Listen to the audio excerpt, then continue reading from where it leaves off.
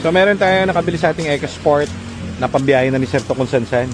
Very goods. So dumating si Sir kasi pinakabit lang yung ano, tanggal yung dashcam niya sa likod. So yan, biyahe na si Sir.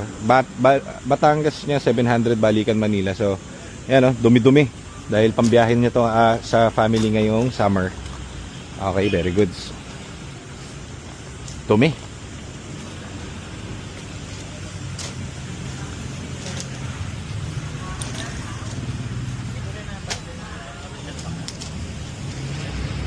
Nagasgas yung gilid.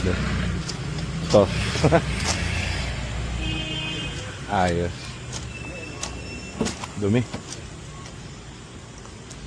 Galing outing to, Sir, Mga babae pa nga, dumi. Oh, tumama yung ano nyo sa ano. Nulan kami kahapon. Tumama sa ano. Gutter. Oo. May marka pa eh. Sabagay, saka na cleaning.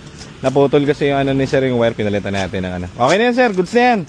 O gano'n na lang, Sir, yung ano, maintain lang, tapos yung gas, Okay. ubusin lang.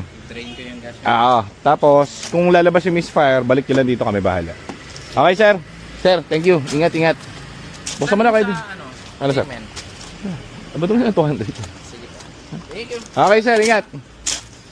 Okay, happy client si Sir. So, wala siyang problema, kita nyo. Di ba? Napaka-easy. Wala siyang problem sa tranny. Wala siyang problema sa engine. Daan lang siya. Tapos na ang problem. Naputol yung wire nung ano niya nung camera sa likod.